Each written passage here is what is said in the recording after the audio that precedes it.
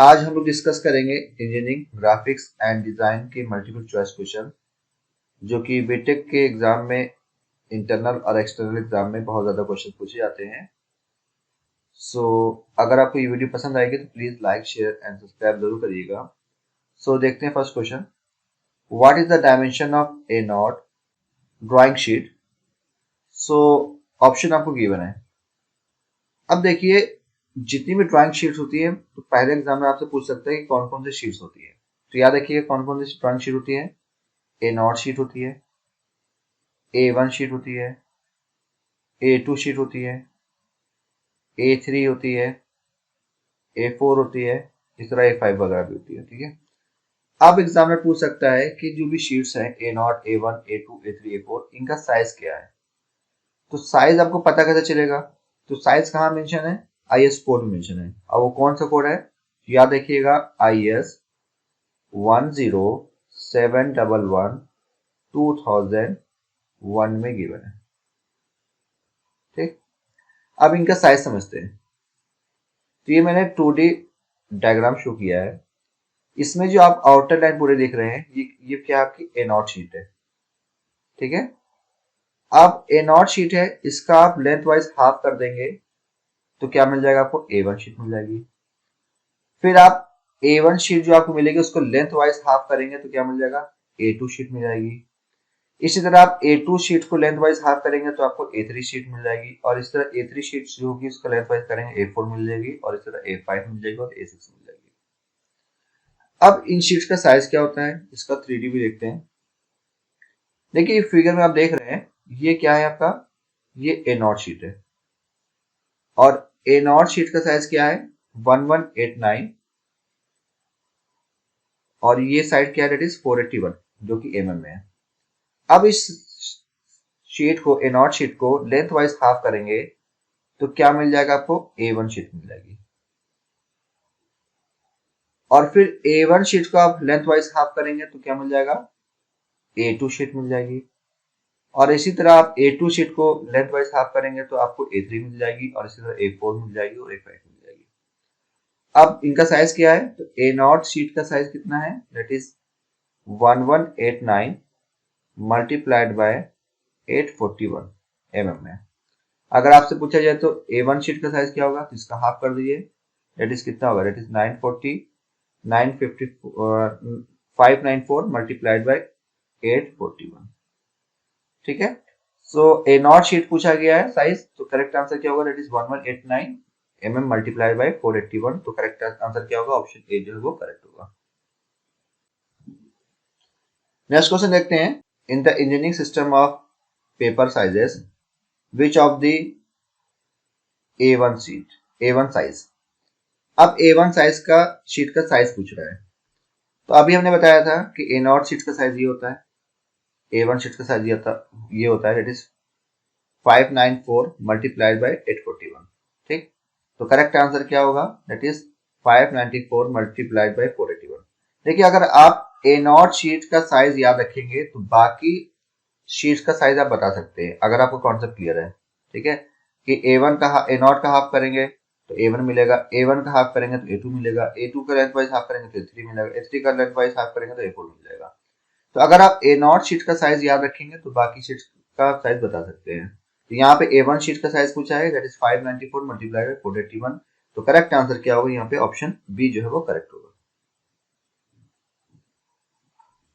अब next question है, the length to breadth ratio of a drawing sheet is equal to which of the following, 1:2, 1:3, √2:1, √3:1। देखिए जो भी sheets होती है, जैसे ए नॉट शीट हमने बताया उसका साइज क्या था, that is 1189 mm multiplied by that is 481 mm। अब ये किस रेशियो बनी होती है, लेंथ टू ब्रेथ रेशियो का कितना होता है। तो याद रखिएगा ब्रेथ टू लेंथ रेशियो जो होता है 1:√2 होता है। ठीक, अब यहाँ पे लेंथ टू ब्रेथ रेशियो पूछा है तो क्या हो जाएगा, दैट इज √2 रेशियो 1 हो जाएगा। तो जितनी भी शीट्स होती है वो किस रेशियो बनी होती है, लेंथ टू ब्रेथ रेशियो के हिसाब से अगर देखा जाए तो 1:2 रेशियो पे ही सारी शीट्स बनी होती है। ठीक है, सो यहाँ पे बोला गया length of breadth ratio that is √2:1। तो करेक्ट आंसर क्या है? ऑप्शन सी जो है वो करेक्ट होगा। नेक्स्ट क्वेश्चन है what is the full form of BIS। ठीक है, तो यहाँ पे BIS का फुल फॉर्म पूछा गया है। देखिए अभी हमने बताया था कि हम लोग ड्राइंग शीट के लिए कौन सा कोड यूज करते हैं, IS 10711/2001। तो ये कोड कहाँ किस ये कौन सा है इसका? अब ये कोड यहाँ पे क्या पूछा गया? BIS पूछा गया है। तो BIS का फुल फॉर्म क्या होता है? That is bureau of Indian standards. ठीक, तो हर चीज का कोड होता है। जैसे RCC है, रेनफोर्स सीमेंट कंक्रीट, उसका भी कोड है, हर चीज का कोड होता है। अब ठीक है, तो मैंने आपको याद रखिएगा BIS का फुल फॉर्म क्या होता है? Bureau of Indian standard. और अगर आपसे पूछा जाए ड्राइंग शीट का किस ड्राइंग शीट का कौन सा कोड रेफर करते हैं उसके लिए, तो याद रखिएगा IS 10711/2001। तो करेक्ट आंसर क्या होगा? That is bureau of Indian standards. Option C जो है वो करेक्ट होगा। नेक्स्ट क्वेश्चन है a drafter helps in drawing. Option आपको गिवन है। देखो ड्राफ्टर ड्राइंग शीट में बहुत ज्यादा यूज होता है, बहुत इंपॉर्टेंट टूल है ये फिगर आप देख सकते हैं। इस फिगर में ड्राफ्टर आपको शो किया गया, ये ड्राफ्टर है। तो ड्राफ्टर का यूज क्या होता है? याद रखिएगा it is use for drawing the horizontal, vertical, incline, parallel, perpendicular lines along with its measurement. So generally अगर ऑप्शन के हिसाब से देखें तो करेक्ट आंसर क्या होगा? That is parallel and perpendicular line. तो करेक्ट आंसर क्या होगा? दैट इज ऑप्शन ए जो है वो करेक्ट होगा। नेक्स्ट क्वेश्चन है a paper size A0 has an surface area of. Option आपको गिवन है। देखिए A0 शीट का साइज कितना होता है? अभी मैंने बताया that is 1189 mm multiplied by 841 mm। अगर इनका आप मल्टीप्लाई करेंगे तो एरिया आपको मिल जाएगा, अगर मीटर में बात करें तो दैट इज 0.99 अप्रॉक्स आएगा, या कह सकते हैं दैट इज 1 मीटर स्क्वायर। तो जो भी शीट्स होती हैं उनका आप एरिया कितना होगा? वो 1 मीटर स्क्वायर ही आएगा। ठीक है, आप कैलकुलेट करके चेक कर लीजिएगा। क्या A1 शीट का आप चेक करके कमेंट बॉक्स में बता सकते हैं कि A1 शीट का सरफेस एरिया कितना है, तो वो भी 1 मीटर स्क्वायर ही आएगा। आप क्रॉस चेक कर लीजिएगा, करेक्ट करके चेक करने के बाद कमेंट बॉक्स में आप बता सकते हैं। तो सरफेस एरिया क्या होगा? That is option A, that is 1 metre square. Next question है which of the following statement is true as per Indian as per standard metric size of the drawing sheet. अब देखिए यहाँ पे option आप देखिए, इसमें करेक्ट पूछ बताना है आपको। कह रहा है A1 is double of A0। तो A1 ये है, ये A1 है, ये A0 है। तो क्या A1 जो है वो डबल ऑफ A0 के? नहीं, तो रॉन्ग हो गया। ठीक है, क्योंकि A0 को ही हम लेंथ वाइज हाफ करते हैं तो A1 मिलता है। अब यहाँ पे सेकंड ऑप्शन है A3 is half of A0, तो ये भी गलत हो गया। ठीक, अब यहाँ बोला गया A0 is double of A1, तो ये करेक्ट हो सकता है क्योंकि A1 है, ये A1 है आपका, A1 साइज है, क्या शीट का साइज है, इसका आप डबल कर देंगे तो क्या मिल जाएगा? A0 ही मिल जाएगा। तो करेक्ट आंसर क्या होगा? A0 ही मिल जाएगा। तो करेक्ट आंसर क्या होगा? That is A0 is double of A1। तो ऑप्शन सी जो है वो करेक्ट होगा। नेक्स्ट क्वेश्चन है the full form of RF is. तो याद रखिएगा RF का फुल फॉर्म क्या होता है? That is representative fraction. ठीक है, तो जनरली जो है एग्जामिनर पूछता है बहुत बार कि RF का फुल फॉर्म बताइए। तो याद रखिएगा RF का फुल फॉर्म क्या होता है? Representative fraction. और आपको एग्जामिनर कंफ्यूज करने के लिए पूछ सकता है कि RF की कोई यूनिट होती है? तो याद रखिएगा फ्रैक्शन है, इसकी कोई यूनिट नहीं होती है। अब RF क्या होता है? RF अगर लेंथ वाइज फॉर्म, लेंथ के अकॉर्डिंग फॉर्म में बताएं तो क्या होगा? It is length of drawing, it is the ratio of length of drawing to the actual length. ठीक, अगर अगर आप एरिया के फॉर्म में अगर RF निकालेंगे, आपको एरिया की मतलब, तो उसके अकॉर्डिंग RF फॉर्मूला क्या होगा? तो याद रखिएगा क्या होता है? It is square root of area of drawing upon actual area. और अगर आपका पूछा जाए वॉल्यूम के फॉर्म में तो क्या हो जाएगा? Cube root of the area volume of the drawing upon actual volume. ठीक है, इसका भी मैंने वीडियो अपलोड कर चुका ऑलरेडी। अगर आपको डिटेल में समझना है तो आप वहां पे जाके इस वीडियो को देख सकते हैं। ठीक है। करेक्ट आंसर क्या होगा? दैट इज आरएफ का फुल फॉर्म पूछा है, तो आरएफ फुल फॉर्म क्या होगा? That is representative fraction. Option B जो है यहाँ पे करेक्ट होगा। नेक्स्ट क्वेश्चन है रिप्रेजेंटेटिव फ्रैक्शन इज, तो अभी ऑलरेडी मैंने बता चुका पीछे क्वेश्चन में कि it is a ratio of length of the drawing to the actual length. तो करेक्ट आंसर क्या होगा? दैट इज ऑप्शन ए जो है वहां पे करेक्ट होगा। नेक्स्ट क्वेश्चन है if a 5 centimetre long line in drawings represent 3 kilometers length of a road on engineering scale, its RF is। आपको RF बताना है, लेंथ ऑफ ड्राइंग लेंथ आपको गिवन है और एक्चुअल लेंथ गिवन है। ठीक है, तो पहले मेंशन कर लेते क्या क्या आपको गिवन है। तो ड्राइंग लेंथ कितनी गिवन है? ये लेंथ ऑफ ड्राइंग कितनी गिवन है? That is 5 centimetre. और एक्चुअल लेंथ कितनी गिवन है? ये आपको 3 किलोमीटर है। अब यूनिट को सेम रखना है, फ्रैक्शन निकालना है, तो क्या कर सकते हैं? दैट इज किलोमीटर को सेंटीमीटर में कन्वर्ट कर दिए।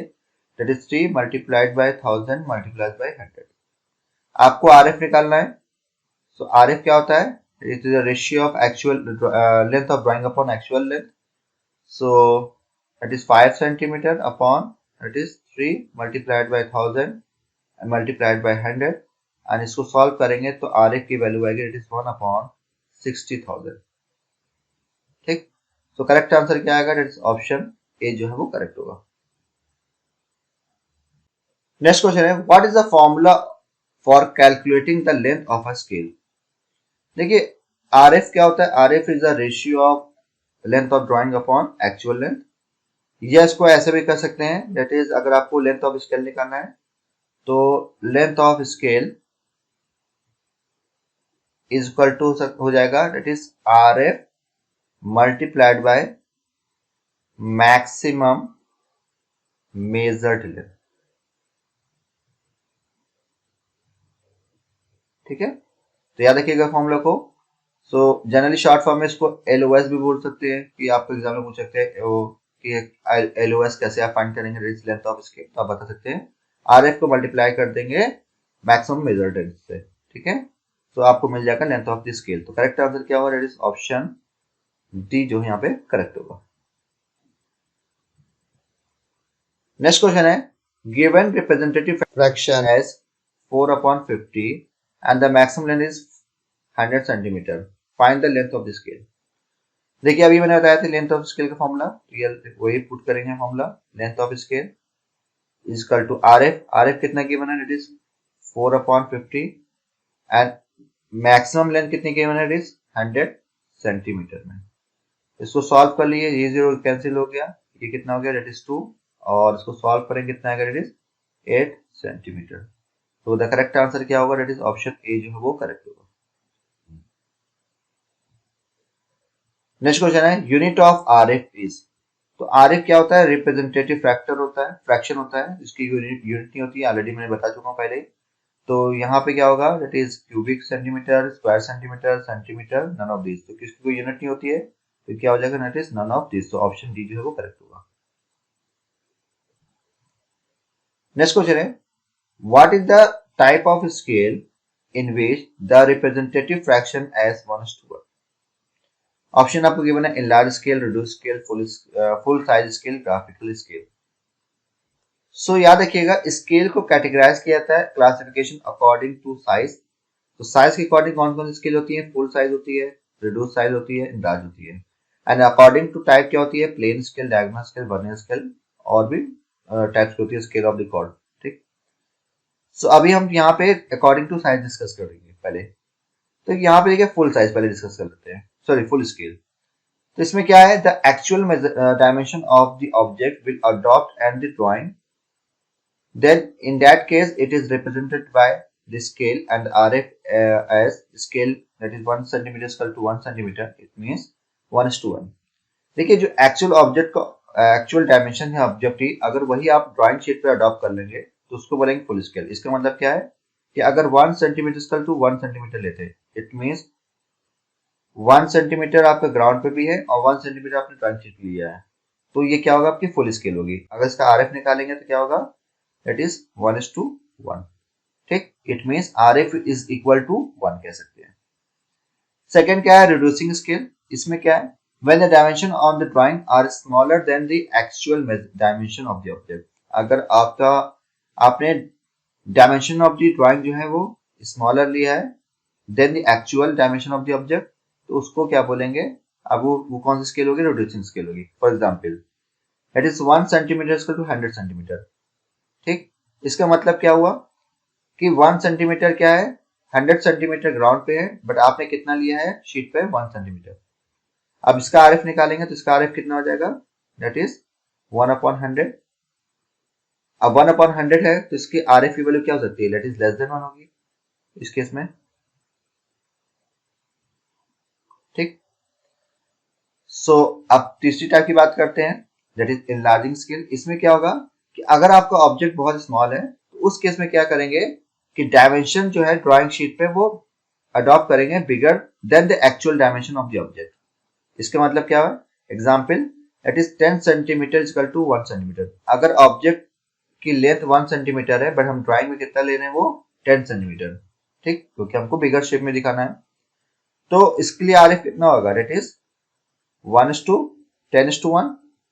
और कह सकते हैं RF कितना होगा, दैट इज 10/1। इसका मतलब क्या हुआ कि RF वैल्यू इस केस में हमेशा क्या होगी, इनलार्जिंग स्केल में ग्रेटर देन 1 होगी। तो आपने देखा कि RF की वैल्यू लेस देन 1 है, सॉरी RF की वैल्यू अगर इक्वल टू 1 है तो आपका फुल स्केल होगी, फुल साइज स्केल। अगर RF की वैल्यू लेस देन 1 होगी तो क्या होगा, दैट इज रिड्यूसिंग स्केल होगी। एंड RF की वैल्यू ग्रेटर देन 1 होगी तो उसको क्या बोलेंगे, दैट इज इनलार्जिंग स्केल बोलेंगे। तो RF की वैल्यू 1 भी हो सकती है, 1 से कम भी हो सकती है, 1 से ज्यादा भी हो सकती है। अब यहाँ पे क्वेश्चन पूछेगा 1:1, 1:1 क्या होगा, that is full size scale. तो ऑप्शन सी जो है वो करेक्ट होगा। नेक्स्ट क्वेश्चन है, the RF of the scale is always. तो अभी मैंने बताया कि RF की वैल्यू 1 भी हो सकती है, लेस देन 1, 1 भी हो सकती है और ग्रेटर देन 1 भी हो सकती है। ठीक, तो यहाँ पे क्या होगा, लेस देन 1 भी हो सकती है, सही है, ग्रेटर देन 1 सही है, इक्वल टू 1 सही है। तो यहाँ पे करेक्ट आंसर क्या होगा, that is any of these, क्योंकि तीन हो सकती है। तो करेक्ट आंसर क्या होगा, दैट इज ऑप्शन डी जो है वो करेक्ट होगा। नेक्स्ट क्वेश्चन है, which of the following scale is a reducing scale. ठीक, तो रिड्यूसिंग स्केल के लिए क्या होती है RF की वैल्यू, मैंने बताया कि क्या होगी, हमेशा वो लेस देन 1 होगी। अब ऑप्शन आपको गिवन है, अब इसको चेक कर लीजिए। अगर 3/2 करेंगे तो इसकी वैल्यू कितनी आएगी, दैट इज 1.5 आएगी। 1/3 करेंगे तो 0.33 वैल्यू आएगी। 1:1 मतलब कि 1 ही होगा, ठीक है। एंड 1/0.4 करेंगे तो ये वैल्यू 1 से ज्यादा ही आएगी। अब रिड्यूसिंग स्केल इसका मतलब क्या होगा कि आपको बताना है कि जिसमें RF की वैल्यू लेस देन 1 होगा। तो RF की वैल्यू लेस देन किस में आ रही है, दैट इज ऑप्शन बी में आ रही है, दैट इज 1:3। तो ऑप्शन बी जो है वहां पे करेक्ट होगा। होप ये वीडियो आपको पसंद आई। अगर पसंद आई तो please like, share and subscribe जरूर करिएगा। और नेक्स्ट वीडियो में हम लोग डिस्कस करेंगे प्लेन स्केल, डायगोनल स्केल के क्वेश्चन और साथ ही साथ projection of point and projection of line के भी क्वेश्चन हम लोग डिस्कस करेंगे। तो प्लीज इसको लाइक जरूर करिएगा। Thank you so much.